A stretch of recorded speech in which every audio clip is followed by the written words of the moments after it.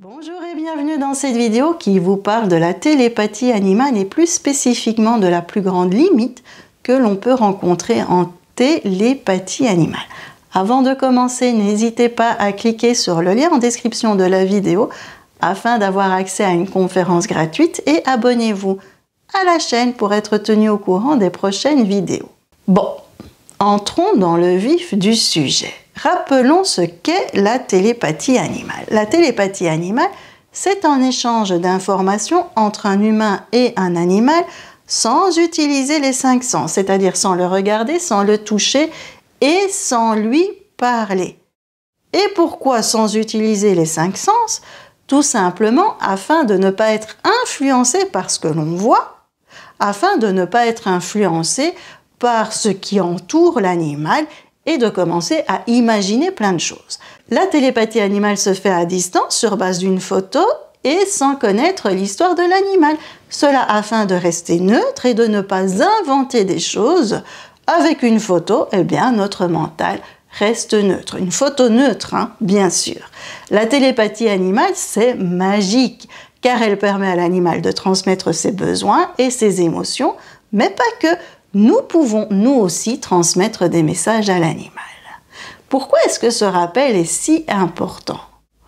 Eh bien, tout simplement parce qu'un petit rappel, c'est jamais inutile. Mais ensuite, il est important pour moi d'insister sur le fait que l'on pouvait transmettre des messages. Et oui, car cela a de l'importance concernant le sujet qui nous intéresse, à savoir la première grosse limite de la télépathie animale. Je vous sens impatient, mais avant d'en parler, je voudrais vous expliquer ce que j'entends par le mot limite. La télépathie animale, je l'ai dit et je le dirai tout le temps, c'est génial. L'animal, il peut exprimer ses besoins et ses émotions et nous, on peut lui transmettre des messages. Très souvent, on imagine que grâce à la télépathie animale, eh bien, l'animal, il va pouvoir changer de comportement. Mais c'est pas toujours le cas. La télépathie animale a des limites. Ce n'est pas parce que l'on est en connexion avec l'animal que tout va changer ou s'améliorer. Et cela spécialement pour certaines circonstances. Je vous explique une des grandes circonstances où la télépathie animale a ses limites, c'est-à-dire où elle ne fonctionne pas. Lors de la période du Nouvel An, très souvent, je vois des demandes sur des réseaux sociaux, tels que « Bonjour, je cherche quelqu'un qui peut entrer en connexion avec mon animal car il a peur des feux d'artifice. Pouvez-vous, s'il vous plaît, communiquer avec mon chien pour qu'il arrête d'avoir peur ?» Qu'est-ce qu'on attend en fait de la personne qui va se connecter au chien? On attend que la personne lui dise « Mais non, mon petit loulou, ne t'inquiète pas, les feux d'artifice font du bruit, oui, mais il ne faut pas en avoir peur. » Et est-ce que vous pensez que cela aura un effet sur le chien? Pas du tout. Imaginons, vous avez très peur des araignées et je vous dis « Mais non, ne t'inquiète pas, elles sont inoffensives. » Et que va-t-il se passer? Rien. Ce n'est pas parce que je vous dis de ne pas en avoir peur que vous n'en aurez pas peur. C'est instinctif, c'est à l'intérieur de vous. Eh bien, c'est la même chose avec le chien. La peur des feux d'artifice se fait ressentir lorsque le chien entend les feux. Il va essayer de fuir le bruit, mais il ne va pas y arriver. Et c'est là où le stress vient, en fait. Il va se cacher, il va tout faire et le bruit est tout le temps là, tout le temps là, tout le temps là. Et le stress va monter, monter, monter, monter. Alors, entrer en connexion à l'avance avec l'animal pour des faits comme les feux d'artifice ne va pas servir à grand-chose parce que les animaux n'ont pas la notion du temps. Donc, entrer en connexion pour dire qu'à un moment donné, il va y avoir un feu d'artifice, que ça va faire beaucoup de bruit et qu'il ne faut pas avoir peur, l'animal, il va entendre le message, mais il ne va pas intégrer l'information. Il ne va pas se dire « Ah !» Quand il y aura le feu, il ne va pas se dire « Ah ben oui, Chantal m'avait prévenu. » Non. Ben vous allez me dire « Mais ça, c'est pas un problème, Chantal. Il n'y aura qu'à utiliser la télépathie animale au moment où mon chien sera en stress. » Eh ben ça ne fonctionnera pas non plus. Pourquoi?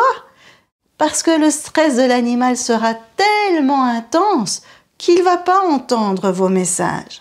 Il ne va pas entendre le message que vous envoyez. Que faire alors? Déjà, quand il y a des feux d'artifice, vous rentrez votre chien, si vous avez des chiens. Si c'est pour le chien, par exemple, vous rentrez votre chien. Ensuite, vous laissez votre chien aller là où il faut. Ils ont envie de se cacher pour se protéger du bruit. Laissez-les se cacher. N'essayez pas de les rassurer. Plus vous allez rassurer votre chien, plus il va avoir peur, en fait. Et puis, vous pouvez essayer la désensibilisation. Attention, ça prend plusieurs mois ou même voire une année. Comment? Vous mettez des sons de feux d'artifice dans votre maison. D'abord à très faible son, très faible intensité. Lorsque ces sons sont émis, vous commencez à jouer avec lui. Vous êtes câlin. Vous faites quelque chose de super positif pour qu'il associe le son du feu d'artifice à quelque chose de positif. J'insiste, il faut que le son soit super, super faible. Et puis, petit à petit, vous augmentez l'intensité du son. N'allez pas trop vite parce que vous risquez de faire des dégâts. Vous y allez, mais vraiment étape par étape. Donc, c'est pour ça que je vous dis que ça peut prendre plus d'1 an pour désensibiliser au feu d'artifice.